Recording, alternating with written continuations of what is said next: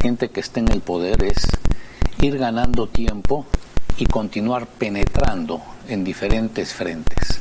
Nombramientos de personal, no importa que no estén calificados, en diferentes niveles de los ministerios públicos, de la administración pública en general.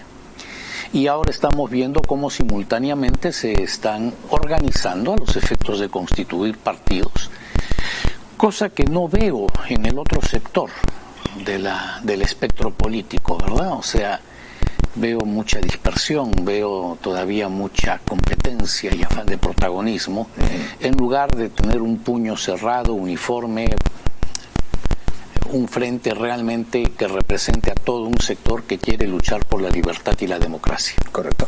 Bien, le propongo lo siguiente. En julio pasado, Ipsos llevó a cabo una encuesta titulada El sistema quebrado. 19.000 personas encuestadas en 25 países, 6 países latinoamericanos. Confianza de la población hacia distintas instituciones que conforman el sistema, ¿no? En Perú, 81%, fíjese esto, 81% respondió que los partidos tradicionales no les importa a las personas como yo, fue la pregunta. ¿Por qué cree que hemos llegado a ese punto en este país? Porque creo que no ha habido el reciclaje suficiente de gentes dentro de los partidos. Y porque hemos adolecido siempre en el Perú de un gran defecto. Partidos sólidos constituidos en torno al seguimiento de ideas han habido muy pocos, fundamentalmente 3. El APRA tras la socialdemocracia, el Partido Comunista y el PPC en su momento representando al socialcristianismo. Todos los demás partidos han sido en torno a caudillos, ¿verdad? No en torno a ideas. Y por eso, salvo muy contadas excepciones, son partidos que han desaparecido del espectro. Tan pronto se opacó o terminó la vigencia del caudillo que les dio origen. Entonces no hay continuidad en las políticas y cada nuevo gobierno piensa que la historia del país comienza a escribirse con la llegada de ellos al poder. Y entonces no hay políticas de Estado, por más que se llenen la boca hablando de ello. No, hay las políticas del gobierno de turno. Y en el caso de un gobierno como el que acaba de asumir en el Perú, políticas erráticas que respondían inicialmente a un ideario y que hoy en día no saben cómo plasmarlo y están dando todos los días muestras inequívocas de que estamos ante un gobierno o un presidente que carece de cuadros, que carece de liderazgo y que carece de ideas claras. Correcto. En donde sus segundos, sus propios ministros y parlamentarios, muchas veces se le enfrentan desdiciendo al presidente, sosteniendo tesis distintas a las que el presidente acaba de esgrimir. Ejemplos han habido muchos, se han comentado durante las últimas 3 semanas. Creo que la opinión pública que nos puede estar escuchando los tiene frescos. Pero como consecuencia de esta percepción de que los partidos tradicionales no me representan, se abre la vía a ese caudillismo de democracia directa, en todo caso como los referendos. Lo tenemos en curso ahora con la Asamblea Constituyente, esa propuesta que está latente ahí. Sí, es que la gente busca desde hace muchas décadas. Lo que tiene que entenderse es que la gente lo que busca es que le solucionen sus problemas. Y los gobiernos han venido fracasando porque no han aplicado adecuadamente las políticas que corresponden al Estado. El marco constitucional está dado. El marco legal también existe y se puede ir modificando y mejorando, adecuando a los tiempos y las circunstancias. Pero ¿no lo vemos acaso todos los días y se publica todos los días que el Estado peruano elefantiásico sigue fracasando, por ejemplo, a nivel municipal y regional? Todos los cientos o miles de millones del presupuesto que todos los años se dan a los gobiernos regionales y que no tienen capacidad de implementar eso y gastar honestamente esos dineros, y que termina el ejercicio y no han ejecutado el gobierno central a través de los ministerios cómo también los gobiernos regionales y municipales. Sí. Entonces, somos pues un Estado fallido. Somos un Estado fallido porque no han habido políticas consistentes y permanentes, políticas de Estado. Y cada uno viene improvisando muchas veces. Hablemos del fenómeno de los outsiders que hay en este país. ¿Cree usted que la prensa ha saboteado a los partidos tradicionales en alguna medida? Mucho. Yo entiendo que la prensa lo que busca es rating y que evidentemente una de las formas más adecuadas es golpear a los partidos. Fíjese, mi señora es testigo de esto porque cuando veo los programas políticos en la noche en casa, se lo repito constantemente. No me pida nombres ni canales, la opinión pública tendrá su criterio formado o no. Vea usted la cantidad de entrevistadores, yo diría el 90% de los entrevistadores en los canales de televisión, entrevistadores políticos me refiero, que desarrollan su programa sobre la base de ver cómo confrontan. Uno, se tiran la mayor parte del tiempo formulando ellos la pregunta y sustentándola con una tesis que desarrollan, para ver si es que el invitado coincide o no. Más demoran ellos en formular la pregunta y con las repreguntas interrumpiendo al invitado de lo que le dan como tiempo al invitado para que conteste. Dos, la gran mayoría de las preguntas son sobre la base para el contrapunteo. Fulano ha dicho tal cosa, ¿qué opina usted? O sea, buscando permanentemente la confrontación. No preguntan cosas de concepto normalmente, no. Lo que les gusta es, bueno, como se dijo hace muchos años, las políticas, desgraciadamente no es el Perú el único caso en que el escándalo rinde más audiencia que los contenidos. Correcto. ¿Qué opinión le merece Pedro Castillo? Es un hombre que creo que no sabe qué hacer con el poder. Le ha quedado grande, inmenso.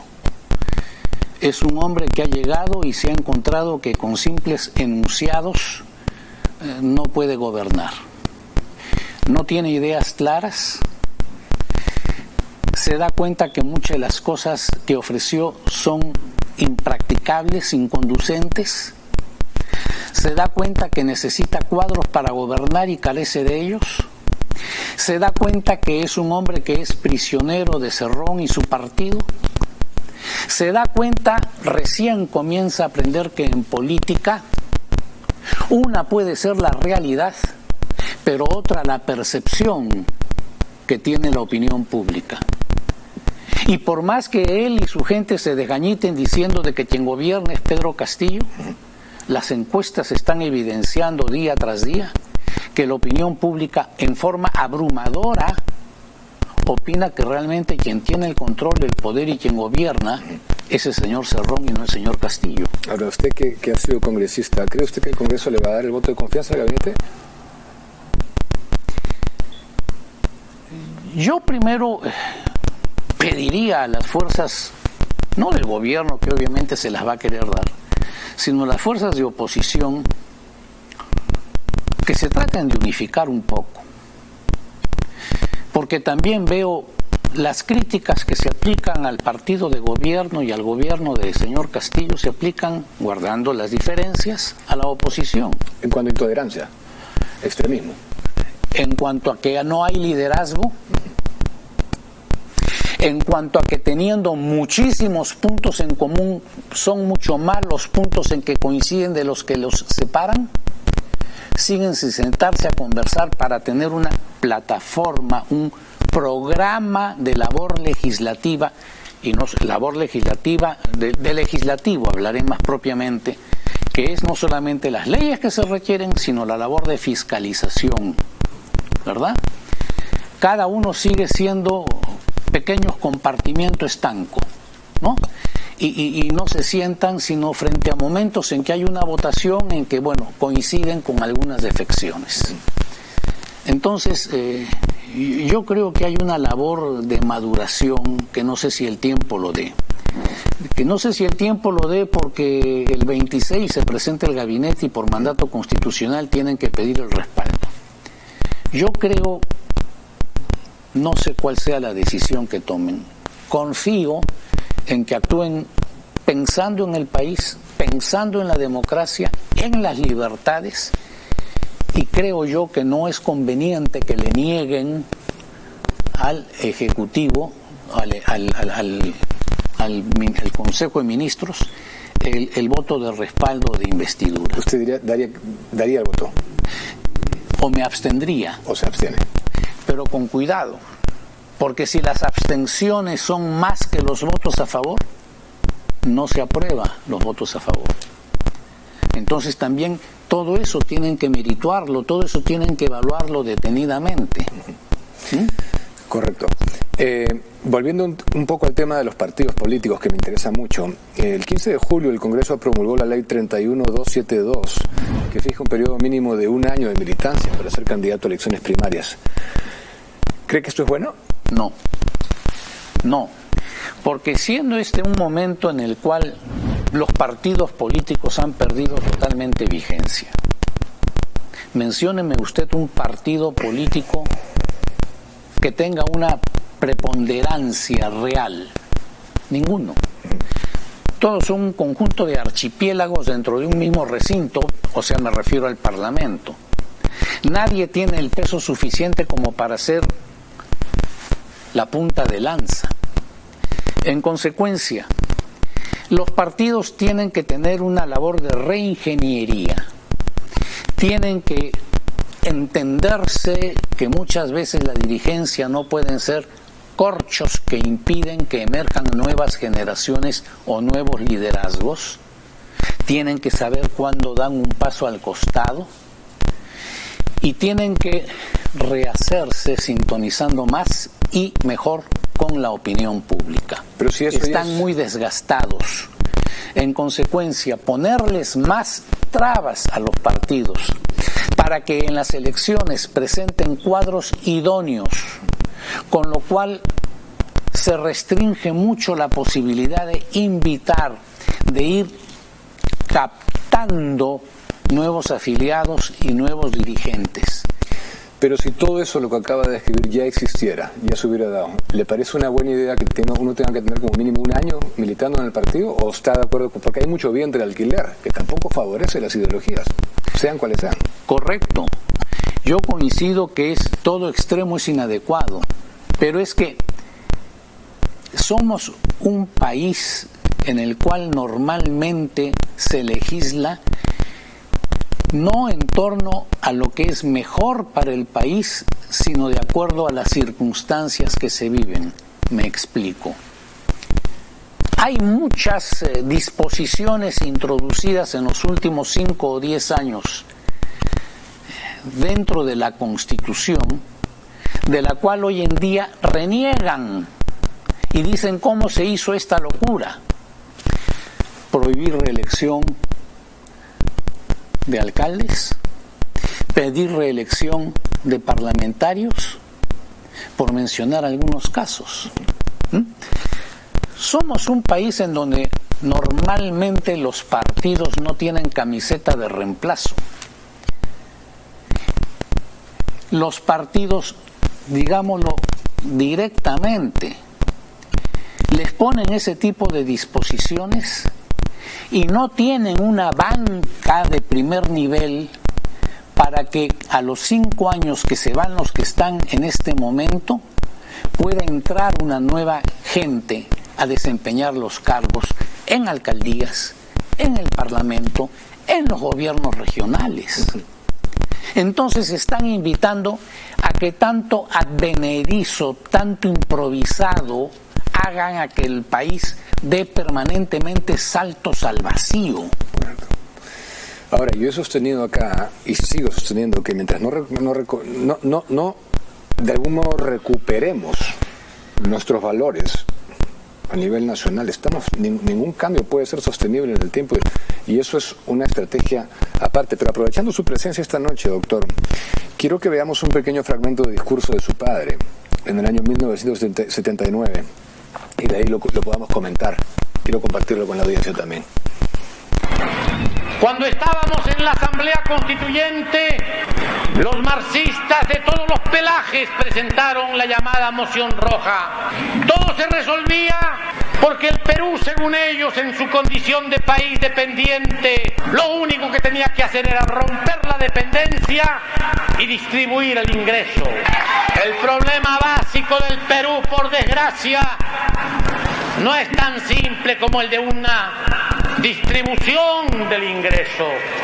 Tenemos que producir más, porque solo produciendo más se producirá también más empleo, y solo teniendo empleo las gentes podrán adquirir bienes, y solo cuando las gentes adquieren bienes se producen más bienes, se establecen más fábricas, se da más empleo, existe ahorro, y con el ahorro existe inversión, y con la inversión existen nuevas fábricas, y con las nuevas fábricas nuevo empleo, y solo así se han hecho en el mundo los países grandes, no a través de la demagogia, sino a través del trabajo, del esfuerzo y de la responsabilidad. Dígame si ese mensaje no es igual de relevante hoy que en ese entonces. Totalmente, totalmente. Partiendo por el marxismo, ¿no? La batalla ideológica. Así es. Por eso decía que en la Asamblea Constituyente, la del 78 y 79, son sus palabras iniciales, ¿verdad?